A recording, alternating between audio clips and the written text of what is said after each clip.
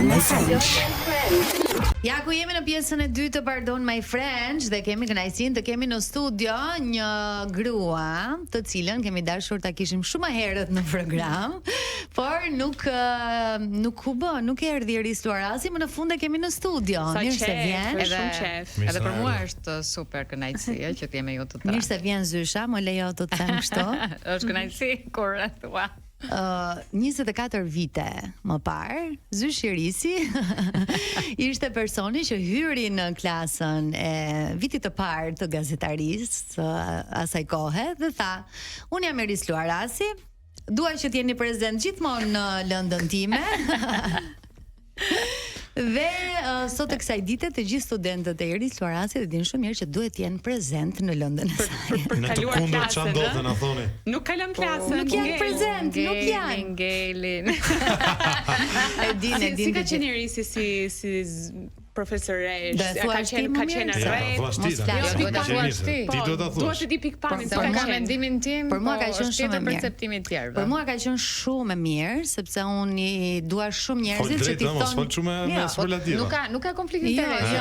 Është rregull, e kam marr notën. I kam kaluar. Okej. Mua pëlqejnë shumë njerëzit që ti thonë gjëra të hapur që në fillim dhe ti je shumë okay me çdo rregull të vendosur sepse sigurisht që është një pedagog dhe ti je student që do ndjekësh studimet në një deg të caktuar dhe për të qenë i aftë, besoj që duhet të jesh prezent. Jo, ta marrësh notën. Me të drejtën se kjo është një gjë që nuk e di sepse është bërë si e famshme, po në fakt unë këtë gjë e kam bërë gjithmonë sepse ti respekton njerëzit që janë aty. Edhe duket sikur i fyen ata që janë aty prezent, që vinë në shi, në bar, në të ngrohtë, në të ftohtë. Edhe ndërkohë ke një grup njerëzish që për arsye nga më të caktuara, disa për punë, disa për qef, nuk vinë. Dhe ty duket sikur ti ignoron këtë pjesën që është aty, duke pranuar që të përfshihen në të njëjtin start edhe këta tjerët që nuk kanë ardhur. Unë personalisht vet kam qenë një studente që kam punuar për arsye ekonomike. Gjatë 4 viteve të fakultetit, kështu që vetëm e kam ditur në kurriz ç'a është të kesh nevojë të punosh kur ti je studente. Ngrihesha, bëja emisionet e mëngjesit në Radio Tirana në atë periudhë, edhe ishte zgjedhja ime pikërisht që të mos të kisha këtë probleme me fakultetin. Ngrihesha në orën 5, shkoja filloja emisionin 6:30, në orën 8 mbaroja me vrap, ikam fakultet. Sakrificë madhe kjo. Domethënë, këtë gjë e kam pasur gjithmonë dhe e kam edhe sot mbas 30 vitesh, e kam parim që them edhe kjo është në të gjitha universitetet, duket sikur un po shpik në një gjë, në fakt kjo është një nga gjërat e rëndësishme në çdo universitet. Të huaj prezenca, tani prezenca jo 100%, po ka një limit, domethënë 75% e orëve duhet të jesh në prezencë. Po nga një anë po të bëj pak kështu avokatën e djallit, ata që vinë edhe s'din ku janë edhe më shumë mund të bezdisin ose vinë se duhet thjesht të vinë. Nuk është mirë ndonjëherë që ata që vinë dhe duan të vinë dhe duan të dëgjojnë mos e ken fare prezencën e këtyre të tjerëve dhe të jenë më Kjo do ishte do ishte fantastike sikur të ishte shkolla kështu. Por nuk është. Nuk është kështu. Tani që ta sqarojmë dhe ta thjeshtësojmë dhe për ta bërë bisedën pak më miqësore. Jo, që vinte gjithmonë apo? Kjo ishte. Se tham këtë. Ishte gjithmonë në rregullt. S'kam gjëra të tjera. Edhe një herë që kam qenë me temperaturë, e mbaj mend si sot, më thot Zysha. Mos je gjë smur se unë isha. I thashun po shkon në shtëpi më. Tani për ta bërë mbylljen e gjithmonë të tërë kam menduar që unë nuk kalja. Domethënë, në fakt ishte gjëja më e thjeshtë në botë edhe unë edhe sot për shembull kur në pozicionin si drejtor, njeriu që japë shumë leje nga të gjithë. Është Zysha. Tani për ta përmbyllur dhe për ta vazhduar se më pyetët a ka qenë Zysha rrept apo jo, nuk është rrept fare. Është shumë komode, është shumë suportuese, të ndihmon, të drejton kur duhet bësh intervistat për gjitha detyrat të kursit dhe shoh që vazhdon edhe sot e kësaj dite kjo me studentët. Pra edhe ish student që kanë menduar që Zysherisi është shumë e rrept, sot besoj që kanë një tjetër për një vit te departamenti jo kanë dhënë mësime dhe me motor. Ajo jepte gjuhën. Edhe vllai ynë i vogël, 10 vjet më i vogël se unë, ishte student. Edhe shokët e klasës me kë kemi mësime, motrën e mirë apo të keqe. Edhe motra mirë ishte. Ku e keqja isha unë domethënë. Për fat keq. Tani folëm pak për nisjet, për kohën kur ke qenë vetë studente dhe për faktin që ke u bën sa vite u bën që jep mësim? 30 vjet. 30 vite. Wow, sa 30 vjet, s'duhet ta them këtë sa. Ja morën vesh pa bën llogarinë e mos. Ja, se çaka. Por ndërkohë je edhe një ndër. Atë s'po e bëjmë dot në fakt, ke filluar sa të kemi dyshimet tona tani kur pas ke filluar shumë e re, Shumë e re, me njerë. Sa po mbarova fakultetin, e fokusuar gjithmonë në punë, gjithmonë duke punuar, në fakultet duke punuar, në fakultet duke punuar, gjithkohon duke bërë nga 2-3 punë të jetën time, nuk e di sepse, është kështu si vibe ose mendoj që janë disa njerëz që janë destinuar të punojnë, se shoh ca të tjerë kanë ta shoqe që ju bëhen gjëra duke ndonjur, them, ua ç'a fati.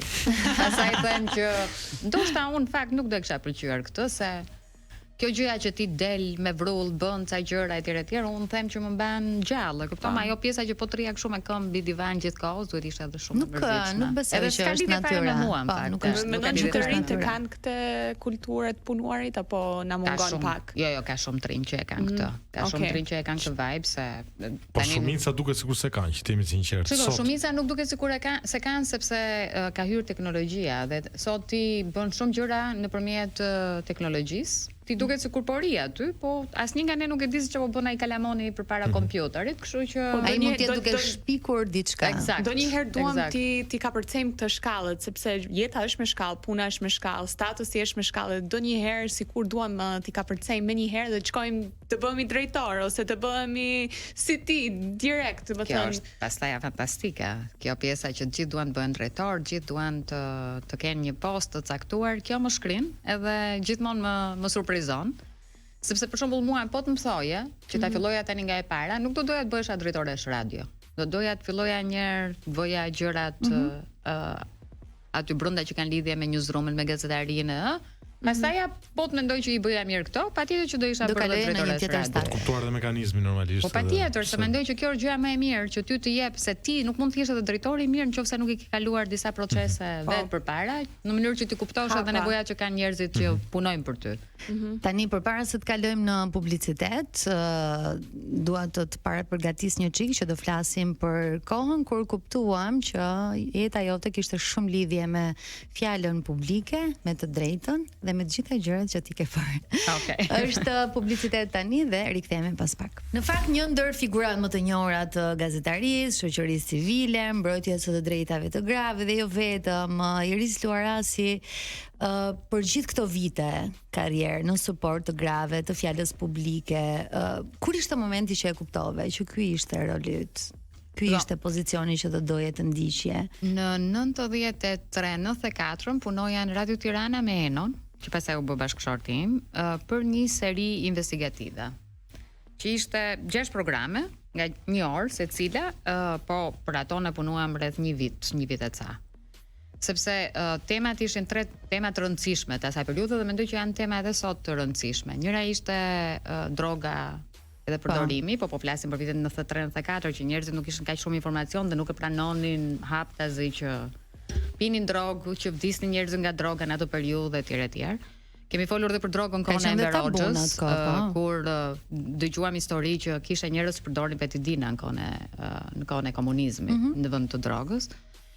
Sida, që ishte prap një gjë po prap super tabu, dhe krimet seksuale. Dhe për krimet seksuale kjo ka qenë fakt lidhja ime me pjesën e drejtave të grave, sepse ne intervistuam një vajzë e cila ishte përdhunuar nga 6 djem në grup. Dhe ka qenë fare rastësi që kur kemi hyrë brenda në burg për të intervistuar një dhunues seksual, njëri prej atyre ishte dhunuesi i saj. Dhe ti shikoje historinë të ndërtuar vetëm domethënë nuk e haroj fare se nuk e haroj kurrë atë që ajo vajza më thoshte që se njërit prej tyre i mungonte një dhëmb, edhe kishte në imazhin e saj.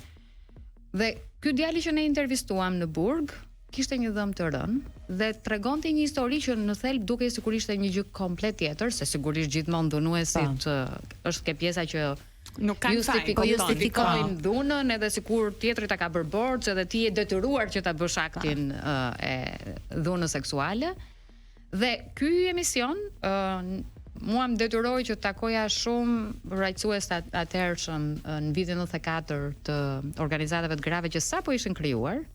Edhe kjo ishte një nga gjërat që më lidhi mua me organizatat e grave dhe pastaj fillova të bëja buletinën e qendrës gruas. Edhe kështu, pastaj të ngelesh atje, se kur ti fillon punosh për drejtat e grave, është magji kjo pjesa edhe ka ndonjë ndryshim nga ato vite në sot që flasim në përmirësim, le të themi si e ke ndier evolucionin nga ato vite në vitet që jemi. Shiko, ka ndryshuar dhe sfidat patjetër, edhe problematikat, por problematikat nuk kanë ndryshuar, problemet janë njësoj. Domethënë njerëzit dunohen në të njëjtat forma, tani madje edhe një çik më shumë, se tani dunon dhe teknologjia, tani dunohesh edhe online. Nëse dikur dhuna ishte fizike dhe verbale, po ngele mes mureve të shtëpisë, tani është verbale, ngelet në hapësirë janë 10.000 veta dëshmitar, trauma që pëson viktima është shumë herë më e madhe se sa vetëm trauma që pëson kur janë vetëm 4 dëshmitar, 6 dëshmitar. Kështu që patjetër format e dhunës kanë ndryshuar, disa ngelen njësoj, po kanë ndryshuar mendoj unë qasja e grave ndaj këtij realiteti, se nëse 30 vite më përpara ti kishe sfida për t'i mbushur mendjen grave që ajo që ato po përjetonin nuk ishte normale, ishte krim, ishte dhunë edhe ato duhet ta denonconin. Sot unë nuk them që ka gra që nuk kanë po prap këtë lloj arsyetimi, po shumë i vogël ky numër krahasuar me numrin e madh grave që e kuptojnë që ajo që po ndodh në fakt nuk është normale. Pastaj mund të ketë 100.000 arsye të tjera që pse ato nuk e denoncojnë dhunën, po e dinë që kjo nuk është normale. Atëherë unë mbaj mend shumë që kjo ishte një sfidë e madhe dhe edhe për shumë vite, jo vetëm po flas vetëm për vitet 90. Në 2006 ne mbaj mend që u miratua ligji për masën e dhunës për dhënie familjare, edhe u krijuan mekanizmat në përbashki dhe urdhrat e mbrojtjes që mund përfitonin gratë. Edhe ne kemi pas bërë shumë shpesh edhe janë thyer në fakt. Absolutisht. Ne bënim shumë workshope veçanërisht në fshatra për t'u treguar grave që tani ti ke një mekanizëm që të mbron, mund ta aplikosh për një urdhër mbrojtje, mund të shkosh ke policia, duhet ta denoncosh dhunën edhe gjykata ty të jep një vendim për atëherë ishte 48 orë, pastaj u bë 24 orë. Edhe mbaj mend që ka qenë një mësuese në një fshat në rrethinat e Shkodrës, se mbaj mend tamam nëse në Malsinë e Madhe apo diku tjetër, e cila në fakt mbas këtij workshopi mësoi që kishte një mekanizëm që mund kërkonte ndihmë, edhe mbaj mend se ka ardhur në zyrë më mbrapa tek neve dhe gjithë diskutimi ishte që e dinte gjithë fshati që burri e dhunonte në mënyrë sistematike. Ishte gjithkohës me hematoma, një njerëz që dhunohej vazhdimisht. Në momentin që e bëri denoncimin dhe lajmëroi policinë, erdhi vërtet policia edhe e mori bashkëshortin e saj, po të nesërmen fshati i gjithë nuk i fliste. Dhe i quanin që ajo kishte bërë një gjë të tmerrshme, që kishte denoncuar burrin polici, edhe pse të tërë dinin që ajo kishte vite të tëra që u dhunohej dhe që rrihej fizikisht. Dhe ky ka qenë ai momenti kur ti thuaj që shikon, nuk është vetëm pjesa e ndërgjegjësimit që ti bën këtë pjesën me një grua që është e dhunuar, po është edhe gjithë pjesa e komunitetit që duhet marrë po të njëjtin ndërgjegjësim dhe duhet ndryshojë ky mentaliteti që nuk mund fajsosh ti viktimën se kërkoj ndihmë, edhe do që kjo dhuna të ndaloj, po duhet bësh absolutisht të kundërtën. Ka ndryshuar disi apo vazhdon të jetë kështu e njëjta situatë? Shiko, ka zona që nuk kanë ndryshuar. Janë ca zona, domethënë që akoma janë mrapali. Po, do është një tmerr. Është me vërtet, domethënë kur ti dëgjon ca historira, thua, ua, të duket normale që të duket sikur je kthehesh në 30 vjet përpara. Domethënë nga pikpamja e mentalitetit, ndonjëherë nga pikpamja e reagimit të institucioneve. Se ndonjëherë ka dhe institucione që ndonjëherë kanë dëshirë të lëvizin, po nuk din fare çfarë të bëjnë. Njerëz pa trajnuar, njerëz që ose nuk merren masat e duhura dhe ju humb besimi pastaj. Dhe domethënë ti shikon që ka raste, po këto janë gjithmonë më tepër domethënë të rralla krahasuar me numrin e njerëzve që. Megjithatë shikoj, di si është puna. Ka ndryshuar, përmirësuar. Korat kanë ndryshuar, po unë mendoj që ne bëjmë një gabim shumë të madh dhe një nga mësimet e mia në jetë ka qenë një histori që e kam darë dhe më duket edhe më përpara. Një grua që unë edhe Briseda Mema e kishim mikesh. Ajo drejtonte një organizatë jo fitimprurse në Shqipëri. Edhe kishte një projekt shumë të bukur tek liçeni i Tiranës, do bënte një që quhej Rruga e Ambasadorëve të Paqes. Dhe kishte rënë dakord që aty do vjeshin pllaka të ambasadorëve që kishin luftuar për drejtat e njeriut.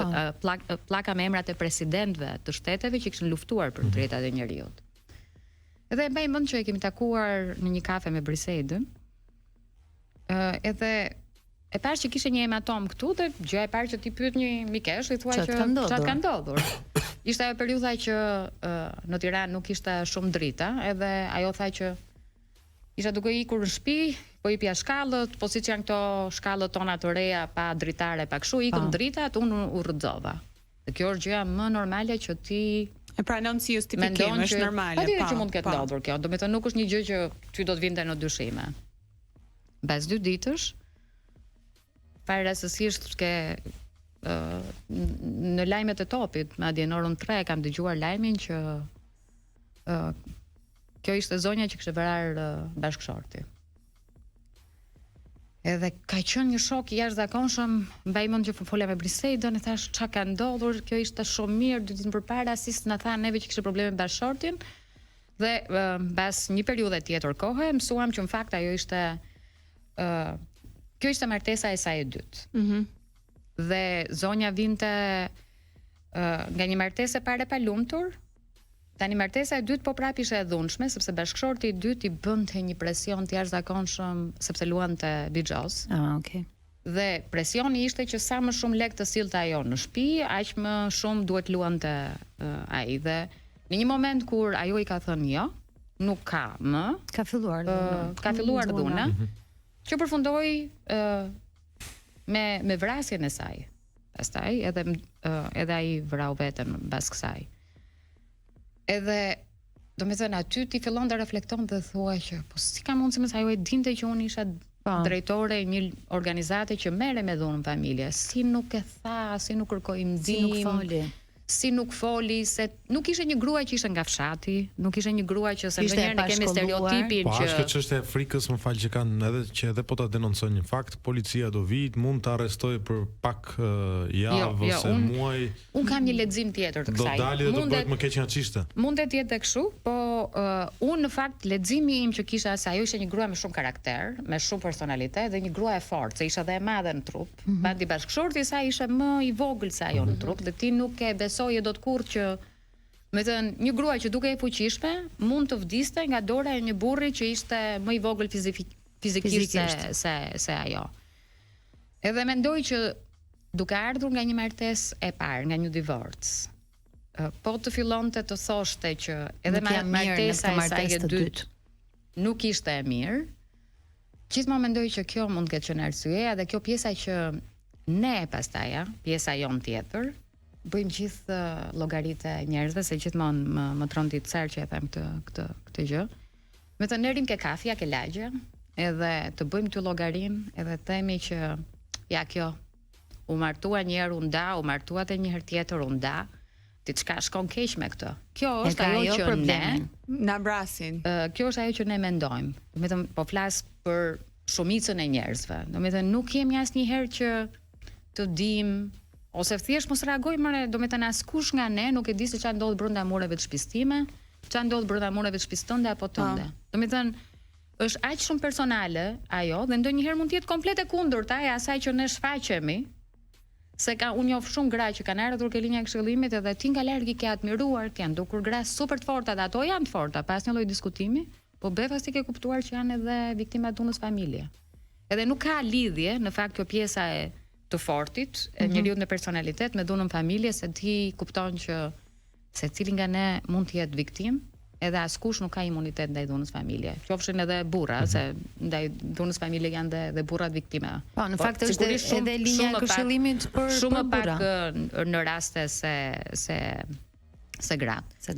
Edhe unë fakt mendoj që, do me thënë, kjo ka qenë gjëja që e ka tepur atë për të treguar historinë e saj, se do mendonin që problemi ishte ajo. Shumica e njerëzve do mendonin që kjo kishte një problem se martesa parë jo, martesa dytë jo, do me thënë çfarë problemi ke ti. Po gjithsesi dhe mungesa e besimit tek forca e ligjit dhe konsistenca e forcës së ligjit, besoj që ndikon. Edhe mungesat mund të ndodhi, po gjithmonë më tepër këto forcat për forcimin e ligjit trajnohen edhe kanë frikë dhe për vete, se dhe ata vuajnë penalitetën nëse ti e kap që pse nuk ja ka dhënë nuk i ke marrë masat, pse nuk i ke marrë masat etj etj. Do të thënë këtë pjesë është përmirësuar nga ana ligjore. Po vetëm përmirësuar, sigurisht Tirana është shumë ndryshe sa në për rrethet e tjera, sa më larg Tiranës të shkosh, aq më keq është, se unë mendoj që kjo është çështje edhe trajnimi. Do me thënë, kur ti e merr policin nga polici krimeve, sjell ke dhuna në familje, pa trajnuar, kjo ka një impakt jashtëzakonshëm sa i s'di fare se çfarë bëhet aty. Po, është trajnuar për tjetër gjë në fakt. Ose këto që e kemi trajnuar, ti e çon ke krimet edhe e zvendçon me një tjetër, do me thënë kjo them që është edhe kjo është në gjitha raportet edhe që vijnë për Shqipërinë nga ndërkombëtarët që trajnimi i njerëzve që merren me dhunën familje duhet të jetë i vazhdueshëm edhe në rastin kur ndrohen njerëzit. Kjo është një çështje që ti duhet ta mësosh, dikush duhet ta thotë, nuk do presësh ti tani që vërtet policia do hapi ligjin për dhunën në familje dhe do filloj të lexoj se cilat janë detyrat që ka punojësi i policisë. Kemi një tjetër shkëputje në këtë moment dhe do të vazhdojmë këtë bisedë shumë interesante me Iris Luarasin, e cila sot po vjen ndryshe nga ajo që njohim, që shohim në ekran dhe në auditore. Publicitet dhe rikthehemi shumë shpejt.